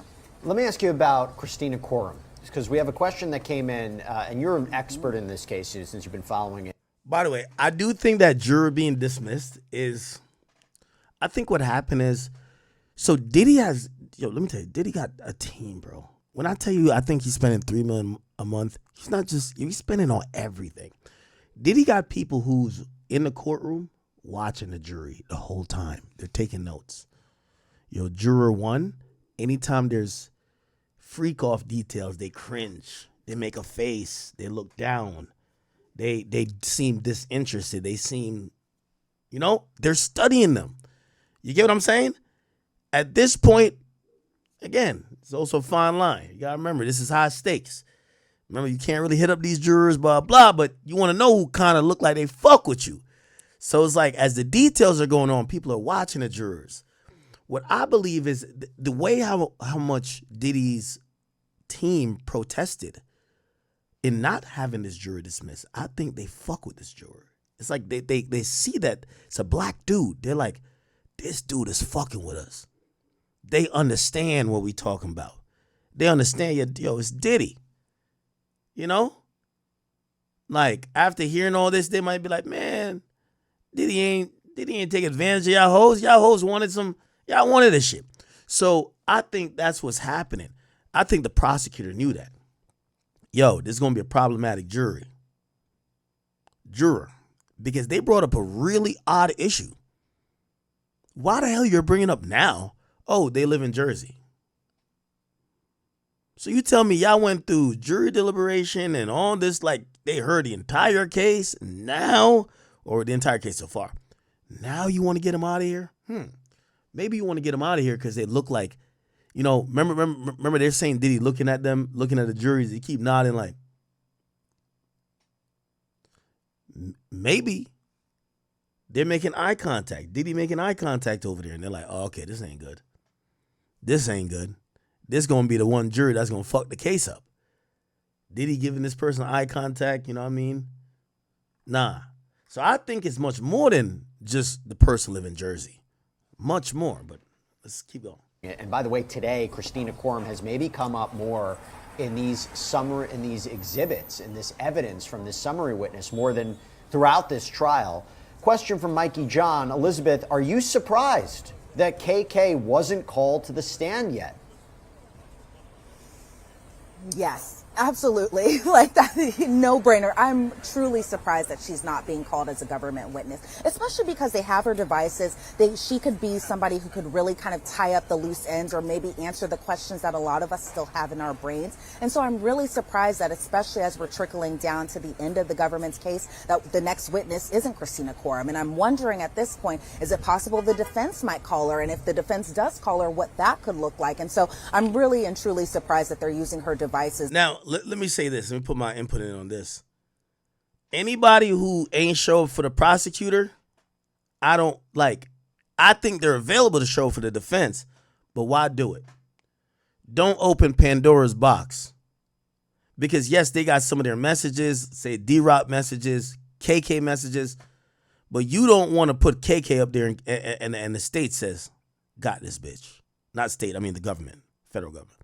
We got this bitch. We've been trying to get her to, we need her up there for a week. We're going to do our recross because at that point, Diddy's team is doing direct because it's going to be a defense case. They're going to say, we need her up there for a week because she's integral to the case. We're going to break her down like a kilo of coke.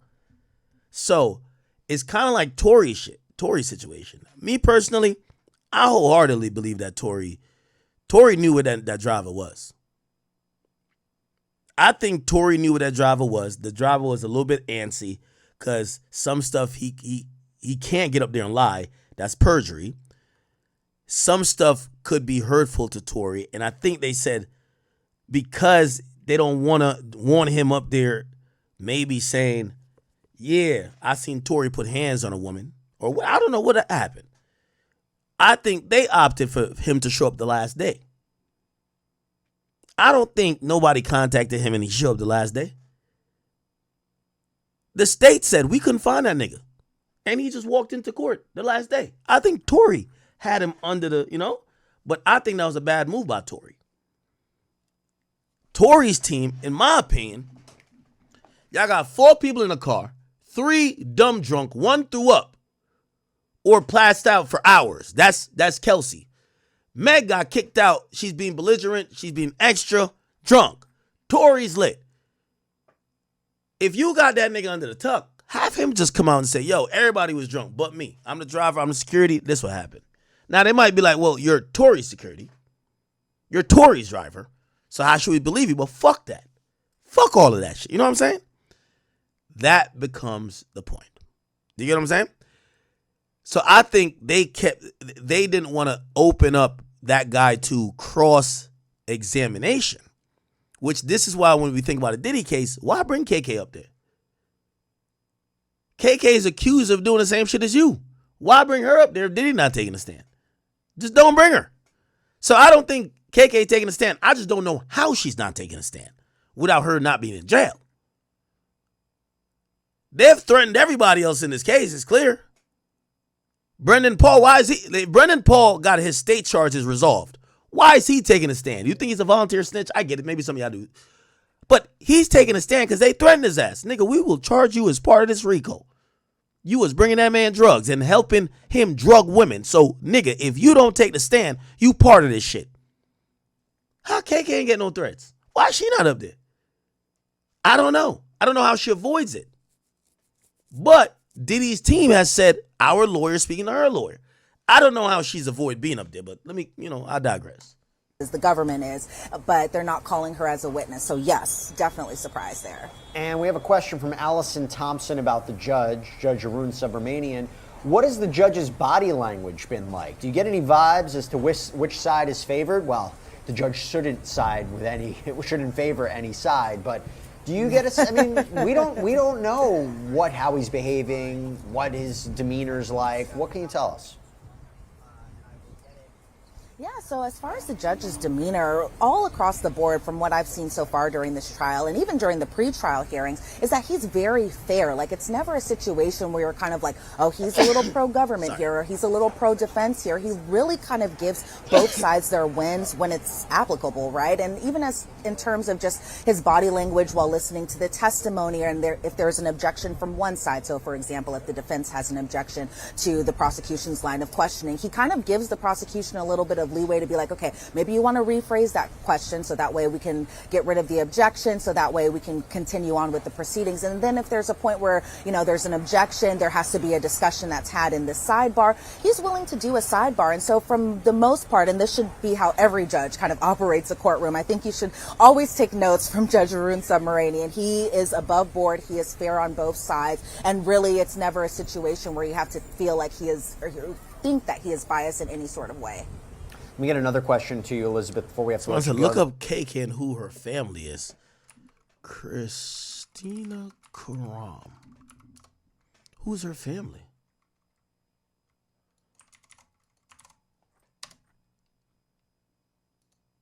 Who's her family?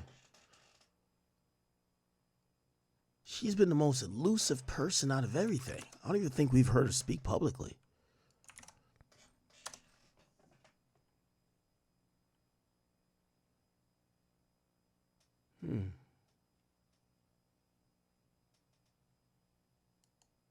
Everything in my life and my business running. She named in a lawsuit by a former producer for Combs. Thanks for joining me for Crime Fix. I'm Anjanette Levy. When Rodney Little Rod Jones filed that lawsuit against Sean Combs and many others, Christina Khorram was one of the people named as a defendant in the suit. And I want to be crystal clear. Sean Combs has vehemently denied these allegations. His attorney, Sean Hawley, has been quoted as saying they've tried to present evidence to Little Rod's attorney to disprove the claims, but they've been rebuffed. So that would make anything Little Rod claimed about Christina Khorram untrue as well in Combs's eyes. No attorney is listed for Christina Khorram on the federal court's website. Khorram's now deleted LinkedIn account has said that she joined Bad Boy Entertainment back in 2013 and became Combs's day-to-day manager, later becoming director for the Officer of the Chairman. And the chairman, of course, is Diddy. She was promoted to Diddy's chief of staff back in 2020, and she's very important to him. Combs has even written about her on social media. Meet Christina Khorram, chief of staff at Combs Enterprises. Christina, aka KK, keeps everything in my life and my business running. She's been my right hand for the last 8 years and has consistently proven to execute and get S-word done. Don't know how I'd function without her. In another post, Diddy wrote, "Happy birthday to my ace Boon Coon, my right hand, my day-to-day manager that keeps my world twirling, and she's always got my back. She makes sure that I smile every day and I don't go into those dark places. Today is your day. It's your mother effing birthday. Go KK, it's your birthday. Love you at Christina Khorram." Combs clearly values Christina Khorram's work and his relationship with her. The lawsuit Lil Rod filed makes some disturbing and salacious claims against Khorram, and again, Combs has denied what's in that lawsuit. First, Little Rod has claimed that Mr. Combs's chief of staff, Christina Khorram, also known as KK, instructs her staff to retrieve drugs so she can provide them to Mr. Combs for his consumption.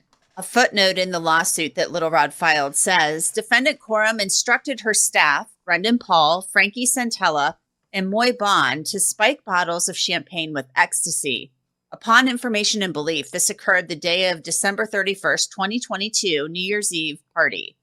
Lil Rod claims he complained to Khorram about sexual advances from Combs, and she responded, Sean will be Sean, and downplayed Combs groping him as horseplay, stating, he's just showing that he likes you.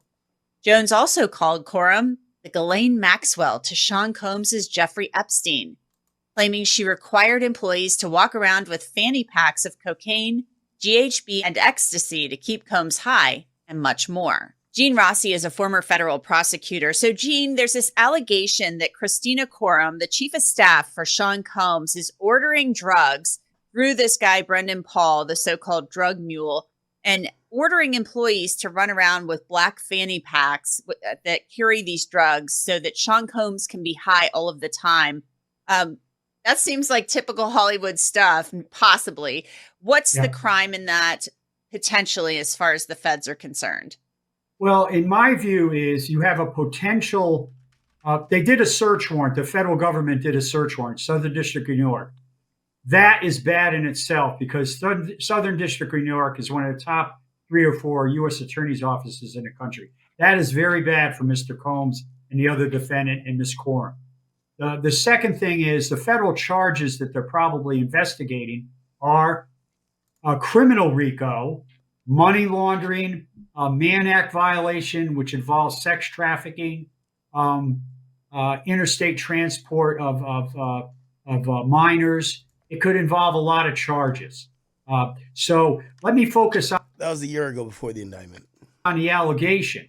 It seems, according to the allegation, that Ms. Khorram was a purchaser of large amounts of drugs that went to Mr. Combs. But I can't help but believe that these employees were also providing these drugs to the victims, to other customers, not just the employees and Mr. Combs. So it wasn't just drugs, in my view, for Combs alone. It was probably used by the employees and also used by the victims of this crime. There's a particularly disturbing allegation that Christina Khorram, according to this lawsuit, was ordering people to spike bottles of champagne for a New Year's Eve party a couple of years back and ordering them to spike it with certain drugs. And then the claim is that maybe there were minors at this party and things like that. What trouble could she be in regarding that allegation? Well, it's part of the sex trafficking. And when it involves minors, that takes it up a notch. And it's either a separate federal statute or it's a sentencing enhancement. But when you're engaging in illegal conduct, if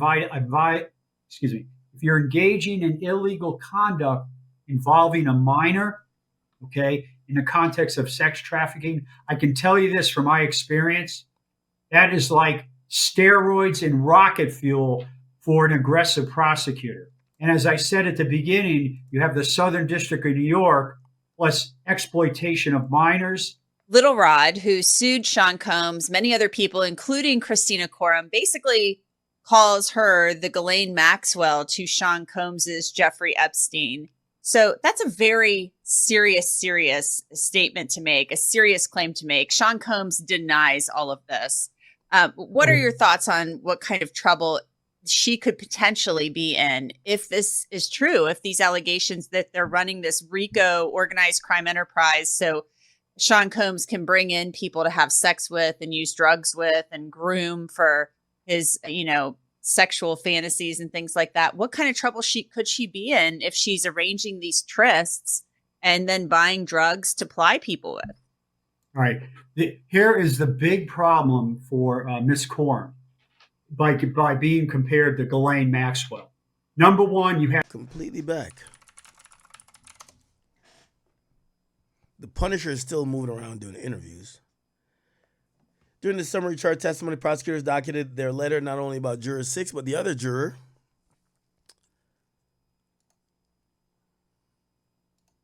Who's the other juror? Okay, so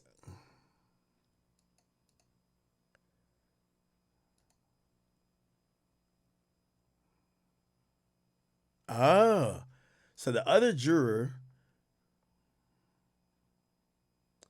looked like he was talking to somebody about the case. I don't know how they figured it out. All right, we'll figure it out. So much stuff redacted. Fuck.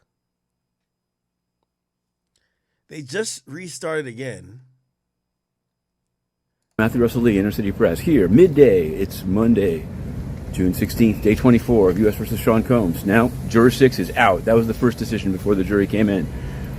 Juror 6, the judge said, I've considered it. I've considered all the arguments. I've seen the arguments about the racial issues raised. He didn't seem to like that very much. And he has excluded Juror 6. So alternate 1 has moved up. Now, came in today thinking that Brendan Paul, the alleged drug mule, Diddy's drug mule, would be a witness today, but it appears not, because the entire morning was spent on 2 summary witnesses, Miss Sankar, who'd long been promised, and a new special agent who's going to apparently go for the rest of the day about meetings, basically testifying to a chart which shows airplane tickets being bought and hotel reservations being made, and surmising that these are the notorious freak-offs, hotel nights, king nights, wild king nights, as they were referred to this morning. The defense says no way. The defense says she has no personal knowledge that these meetings, quote-unquote, ever took place, and so she shouldn't be allowed to ask the jury to draw that inference. Could go a little bit slow. So it looks like Brendan Paul, she's going to go into tomorrow. So will Brendan Paul, another summary witness on Wednesday, and then the government's going to rest. So they say. Friday, we'll start the defense case with Vashta Wilson, a guy called Stefan Linda, even Agnifilo didn't know how to pronounce his name, and their own summary witness. And then apparently next week it looks like there'll be a defense expert witness. So we're getting down to the small strokes here. It looks like no KK, no D-Rock, although there was a lot of testimony about their cell phones today. Both of them apparently seized, but they haven't been indicted, and they're not testifying as cooperating witnesses. So many people wonder what the heck's going on here. And the defense case, at least, unless they're playing hide the ball, it looks like it might just, I don't know. There hasn't been any discussion of witnesses beyond that, let's put it that way. So we're covering it. I forgot to mention this morning, Week 5 book is out. Week 5, Diddy on trial. It involves Kanye West. It has Juror 6, which has now been, that door is closed. Because now the Juror 6 didn't hear this morning. So okay, so Kanye was supposed to come back today. He did not come back today, and pretty much we're wrapping this bitch up like very shortly in this week. Hopefully we'll get some of these exhibits that we could actually see, and we'll be able to like kind of crystallize it. Let me play a little bit of this is attorney. Let's see who this is. Don't know who this is. It's a real estate agent, and there's a paralegal in our office, okay? AUSA says, well, we don't have any of those charts. So the paralegal sounds like it's going to be a summary witness, and look like summary witnesses usually come with charts to kind of sum it up how shit is or maybe how shit isn't. The judge says, in terms of the defense expert, I'd like Daubert issues teed up. So we'll work on that. Shapiro says we'll be providing the government with supplemental response to Dr. Hughes' actual testimony. And Shapiro said the special agent has no personal knowledge. She's just connecting up exhibits and asking jurors to interpret them. This is not appropriate for a summary witness. It's just hotel records and flight records. Comey says Mr. Combs and Jules Theodore were discussing being in the same place at the same time. If this objection is sustained, we'll just have to have special agent read in every text message. So the witness has no personal knowledge. She put together the charts. They take a break. They come back. They came back about 30 minutes ago.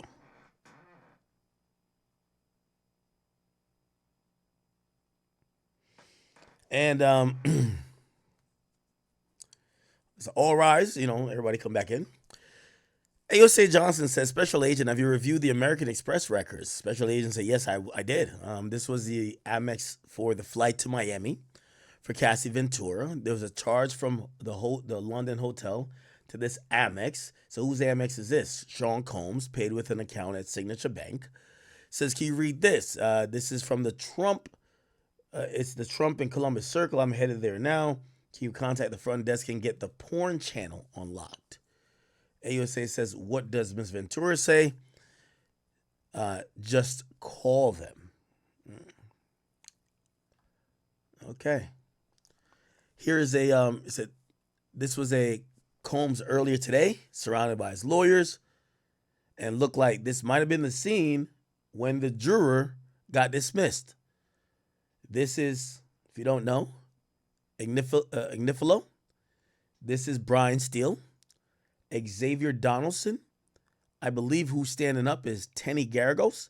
And I believe this might be Alexandra Shapiro. We could switch both of them.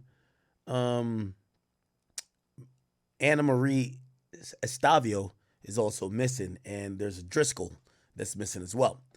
So by the way, this has nothing to do with the photo. This one I'm about to read. Who's in these communications? It says Cassie and the Punisher. So what's this about? The cost. And this, it's about videos. AUSA says turn off the video, turn off the screen for the public. And all right, Logic did update. Day 24 of the Diddy trial, and if you're the state, the best part of your day today may have come before the jury even came into the courtroom. I am Joe Neerman, aka Good Logic. I'm a New York litigator who's practiced in this very courthouse in the Southern District of New York. And by the way, he's going to talk about Juror 6 again. You know what I'm thinking about? Remember, I said, it's kind of like odd that I think this juror was pro Diddy. I really believe this juror is pro Diddy. And I think they look for a reason to get this juror out. Now, remember this. Remember what Elizabeth Milner said? She's from Law and Crimes. She said, every time we looked at his juror, he always seemed nervous. He was looking up at the clock. He seemed like he was on edge, like he had a lot going on. And when you think about that, I think the AUSA starts to say, why is this juror just seeming like, what's up with him? He seems mad nervous. Why does he seem mad nervous? Hopefully somebody ain't get to him. Hopefully he's not, when somebody's like got something, like they're trying to be low, but they can't be low. I'm wondering if that's what made them look more into him. Because people are saying that juror was always looking at the clock. He was always like kind of fidgety. Hey, who knows? Maybe the AUSA was like, did he pay this nigga off? Because he's moving mad weird. And all right, let's dig into his background. You know what? Better safe than sorry. Let's get him out of here. Let's get that nigga out of here. And I'm here to break down legal perspectives as to how this trial is progressing, how well the state is doing, how well the defense is doing, and how fair the judge is being in handling this case. If that sort of thing is your deal, I urge you to please make sure you like, share, subscribe, and hit that bell so you get notifications because I'm providing coverage that no one else is even trying to provide. And when I say that they started off well, that was the highlight of the day. What I'm referring to is that the U.S. Attorney moved to have juror number 6 removed from the jury and have him replaced by an alternate. Now, the basis of this is an issue with respect to his residency. In order to qualify to serve on the jury, you have to be a resident of the state of New York. And when he was answering questions in his voir dire about that, he seemed to give very conflicting responses. In some places, he says that he's living with his girlfriend in New Jersey, and then he says it's with his daughter in New Jersey, and then he's with his girlfriend in the Bronx. And they speculate that perhaps he's really living in New Jersey, and that for purposes of maintaining his license for whatever field of occupation he's in, that he needs to maintain a New York residency, but he's not actually a New York resident, and that he was shading some of his responses to these questions because he has a very vested interest in making it and staying on the jury. And the judge ended up agreeing with the state and removing juror number 6. And the reason this is particularly significant is because juror number 6 is the lone black male on the jury. So we have no more black men on this jury. We have a couple of black women, And most of the jury composition seems to be older white people, older than I am. That's a couple of folks who look younger than me. But there's a lot of graybeards in this jury, both men and women. Not speculating about the women having gray beards, but you understand what I'm saying. And the defense was obviously very upset about this. They had raised, before the trial even started, they had issues that they felt that the state was purposefully trying to remove black people from the jury, and raised an issue like that to the judge. And the judge specifically said that he takes that charge very seriously, and said that he's found absolutely no indication that anything that the state has done during the jury selection process or with respect to trying to remove juror number 6 was in any way, shape, or form motivated by race. He certainly seems to be doing his best to try to curtail a potential appeal with his defiant findings of fact as to how the state has been conducting itself. So, because questions of fact will be far more difficult to be overturned on issues of appeal. And he even pointed to Xavier Donaldson, who was one of the members of the Diddy defense team, who complimented the jury process as working fairly to try and strengthen the legitimacy of his finding that this is not a race-based decision. And race certainly cannot be discounted as something that is likely a significant factor. Either you can look at it, and this is not exclusive, this is far from exclusive to this case. For a century now, attorneys have always felt that trying to load up the jury with a demographic that seems likely to be favorable to your particular side is an important part of the jury selection process. And the Supreme Court has banished anyone from being able to, and has outlawed the right of attorneys to try and remove people purely on the basis of their particular demographic.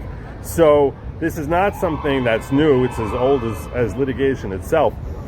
The question as far in this particular case, when you're talking about rap star, and especially when there might be things that play into the cultural differences, you can see how race could, in theory, play a significant role.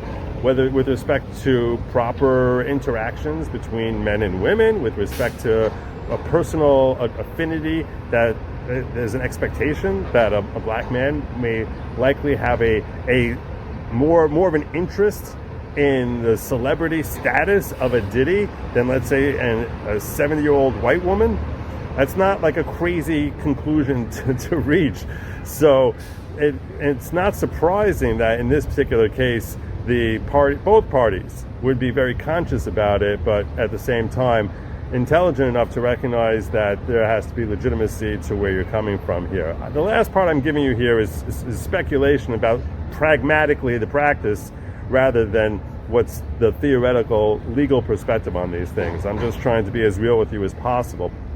Now, the first witness who came up for the state today was Ananya Sankar. She's a U.S. paralegal who reviewed charts that were put together to ensure that these charts, which are supposed to show various text exchanges and communications, to try and simplify it for the jury. So she came in to vouch for the fact that the different things that were put into the chart were actually established by evidence that has been properly put before this court.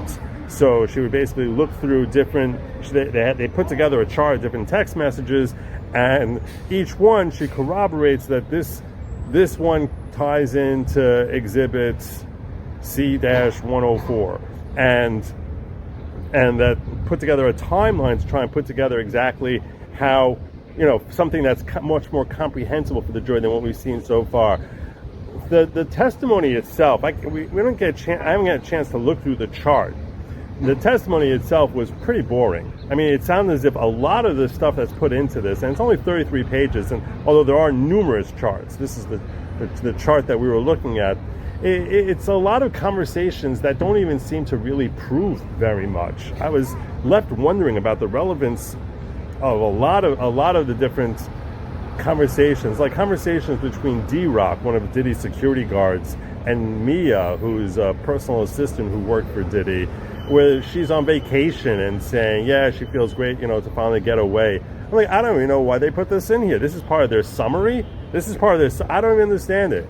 I mean, I'm sure there's other stuff in there that's more relevant, but it just seemed it just seemed like it wasn't really helping draw your attention to the factors which should lead a jury to conclude that they should convict.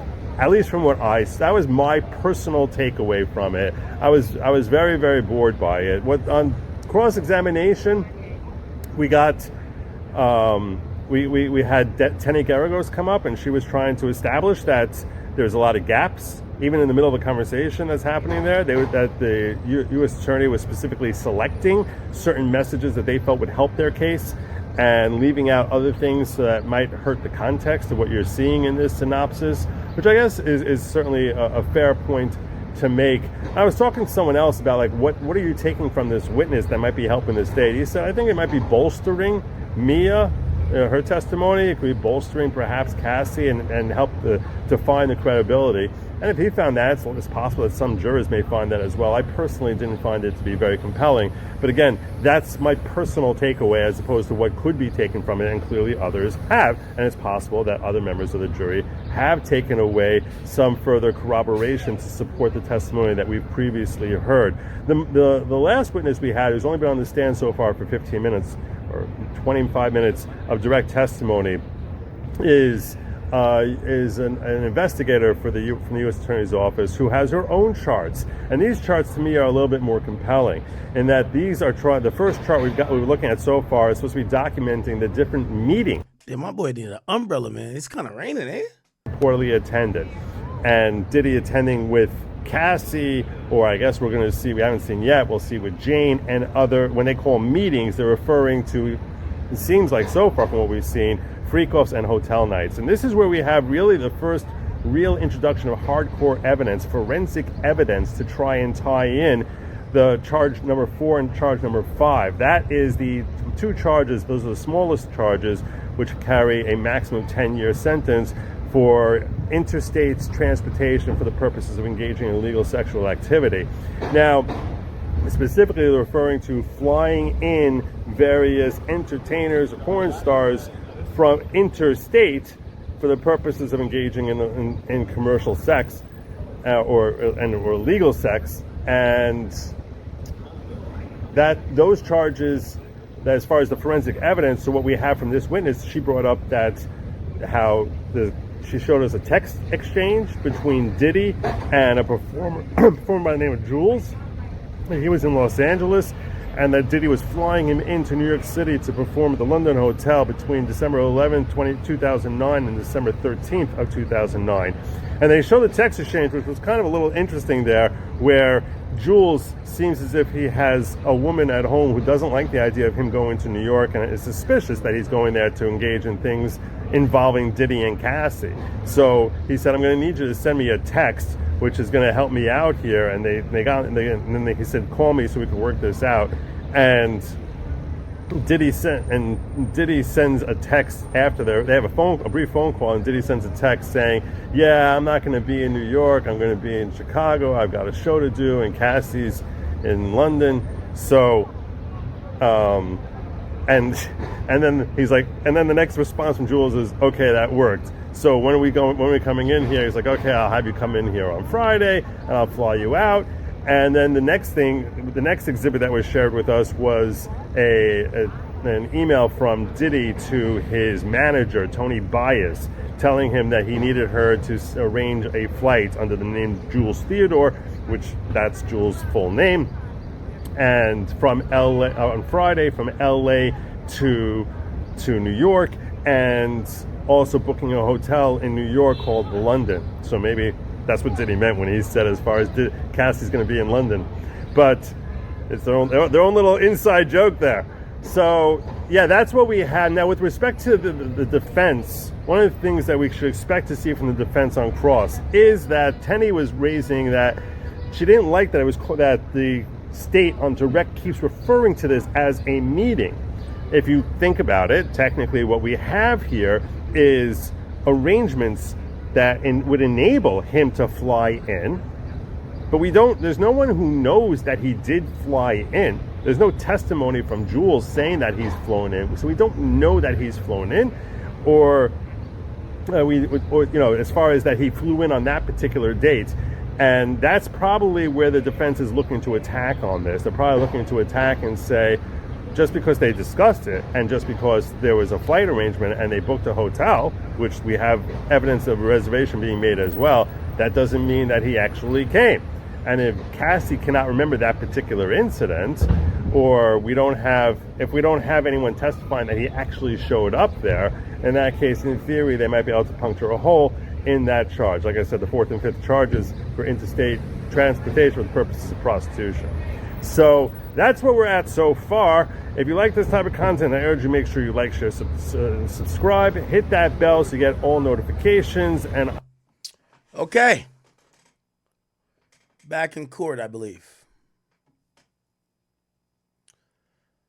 All right. It said we're not playing for the council. What is this? During the public lull, agent is Delissa Penlin. She also appears in, among cases, U.S. versus Lawrence Shireen. This is the old video here. Same question. Who authorized it? If you told Judge Stein that it was authorized, who authorized it? Now, this is Miss Lorraine Shanley. She just received a very light sentence plea deal of 27 months for stealing $400,000 from a foundation for police officers killed in the line of duty. It's true. It's true. Now, she faced up to a maximum of 48 years, but the U.S. Attorney's Office pleaded it down to a range of 27 to 33 months. And in her allocution, she said nothing was wrong. She said nothing had gone wrong. She did nothing wrong. She thought she was entitled to the money. So it seemed entirely fair on the elevator to ask, who authorized you? She said, I was authorized. But now she realized it was a mistake of judgment, this theft of $400,000. Now, in fairness, she herself is a police widow, and she does have, she says, a developmentally impinged grandchild. But you can't just steal money that's raised for a foundation for yourself. Or you can, but then you should answer, if you say it's authorized, you should say who authorized you. It seems to me.